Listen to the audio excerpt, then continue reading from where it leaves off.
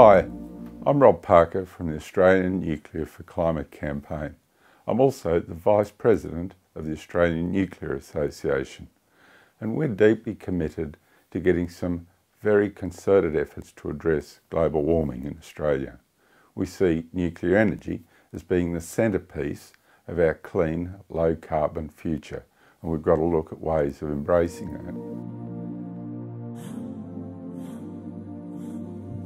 This first video for 2019 concerns the very large heat events that we've seen going through Australia in January of this year.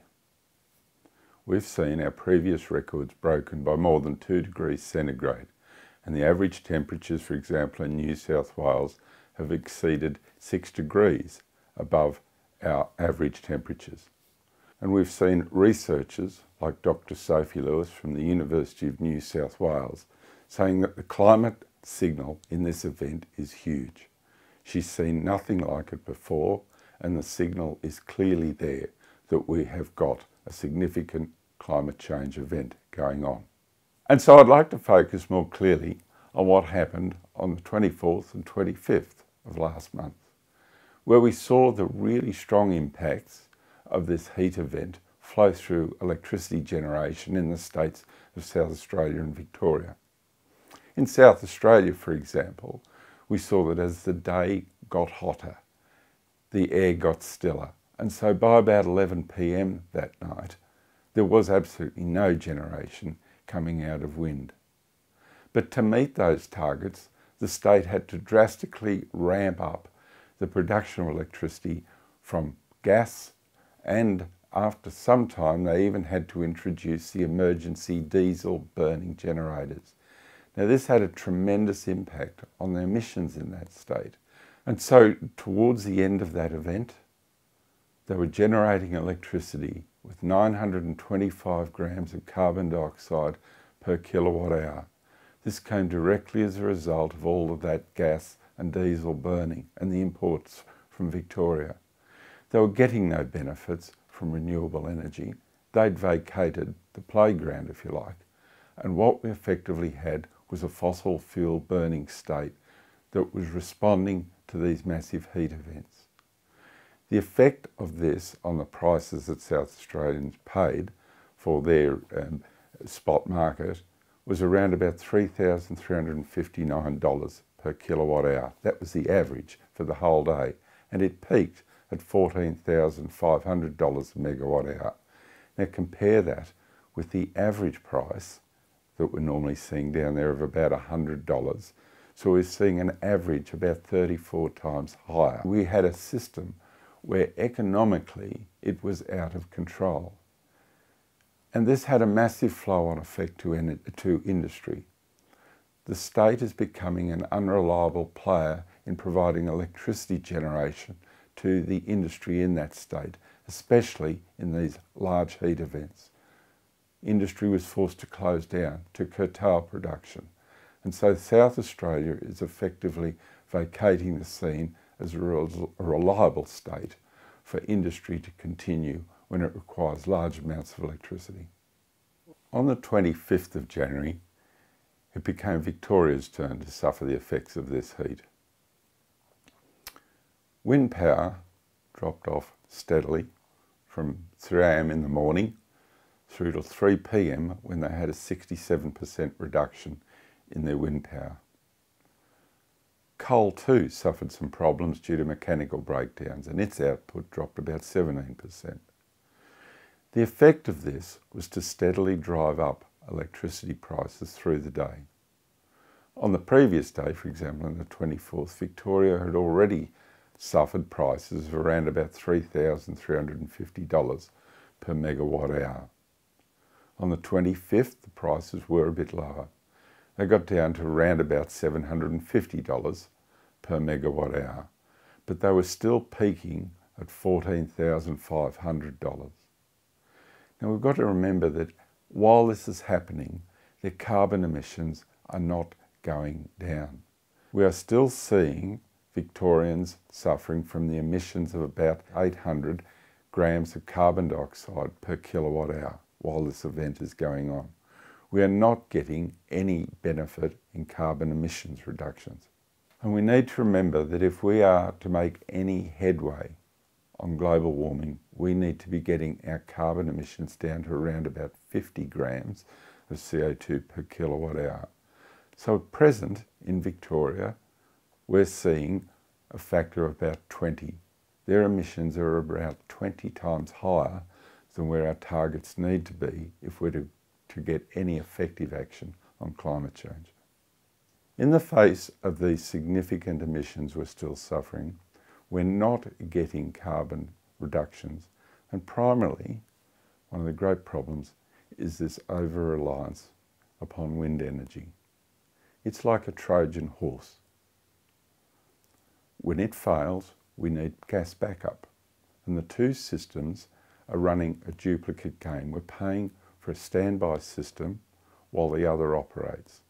And so the large prices we're suffering are having this duplication in our system. But worse than that, it's causing significant unreliability to our energy consumers.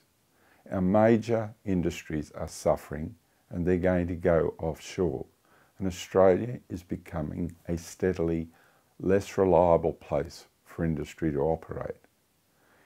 It is not sensible to be closing down the Portland aluminium smelter on these events. We will still consume aluminium in Australia. We will still import motor vehicles with aluminium.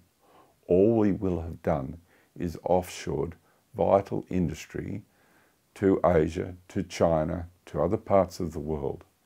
Australians' emissions will not have reduced, we will merely have offshored them. And so now we need to have a clear plan for our future directions for states such as Victoria and South Australia. But this will flow on into the states of New South Wales and Queensland. So I'd like to outline 4 particular points that we need to address, and we'll make them local to Victoria and South Australia for the time being. The first tool will be the introduction of clean, low-carbon nuclear energy in those 2 states.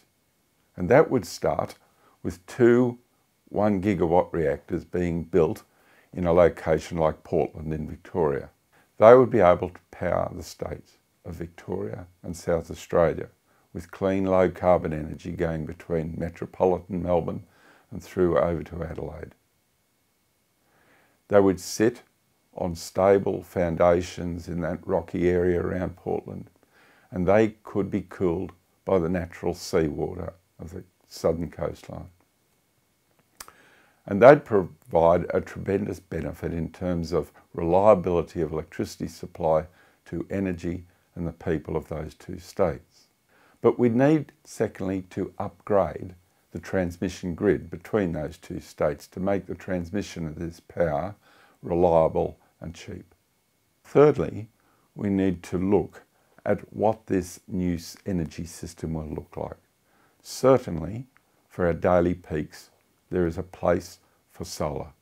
Solar is great because in those particularly strong daily peaks, solar can help us there reduce that peak load. We also need pumped hydro, and we know that the Snowy 2.0 program is a terrific program for the storage of energy and its release in high demand periods. And along the way we'll need other devices to help us with peak load, and so there will be a home for efficient gas generators, but certainly not at the levels that we've currently got. And we'll also require our traditional hydropower coming out of the Snowy to help with those peak loads, as it did in Victoria during the massive heat events, where it supplied up to around 20% of the load at times in that state. But the big baseload energy needs to come out of nuclear power. And so that is the plan that one would have. You would use some renewables for our peaking loads, but they would be renewables which could be reliable and dispatchable. And finally, the 4th point, wind power needs to be curtailed. The problem with wind energy is it is a Trojan horse for fossil fuel burning. When it is not generating, it has to be replaced by some other reliable, dispatchable energy source. And at present, we're using gas. And the problem with gas is it has fugitive emissions. So sure, we can get just during its combustion about half the emissions of coal. But along the way, we have methane leakage. And when you add the effect of that onto burning, you get emissions at a similar level to coal power. So we need to curtail the use of wind. It is not helping in our climate change solution.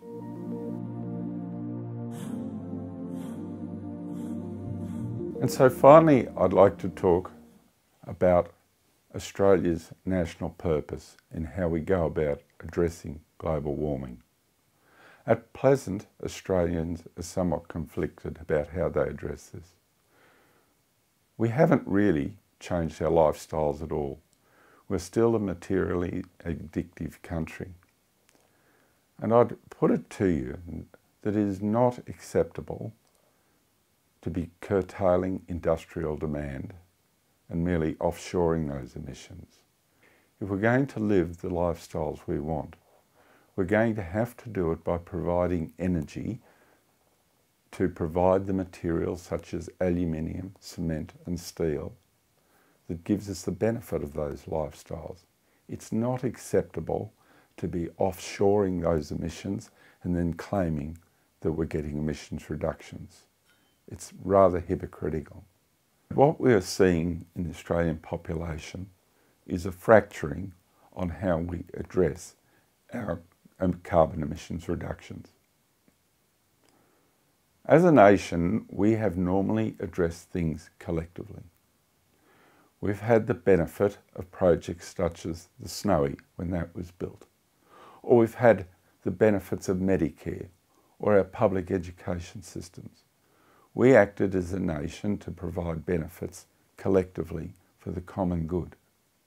What is not acceptable is for one group in our society to effectively going off-grid, to be purchasing batteries so that they can live a lifestyle exclusive from the collective responsibility to reduce emissions over the whole nation. Because emissions of electricity come from all segments of the society. Just going off-grid does not provide electricity for our trains. It doesn't provide electricity for our major industry. It doesn't provide electricity for all of those processes which glue our society together. We need to look at how we collectively address this problem. So I'd like to end today's presentation with a brief quotation by this book. It's called Energy and Civilization, A History by Václav Smil, and it's recommended reading from Bill Gates. And in the book, Václav Smil makes this comment in response to the potential for social disorder around addressing global warming. He says, "I will offer no predictions regarding the chances of destructive social dysfunction, worldwide wars or epidemics, but merely note the coexistence of two contradictory expectations concerning the energy basis of modern society, namely, chronic conservatism regarding the power of technical innovation, set against repeatedly exaggerated claims made on behalf of new energy sources." Thank you for taking the time to look at this video. I hope you enjoy reading through the blog that I've presented along with it, and that you enjoy future videos in this series throughout the year.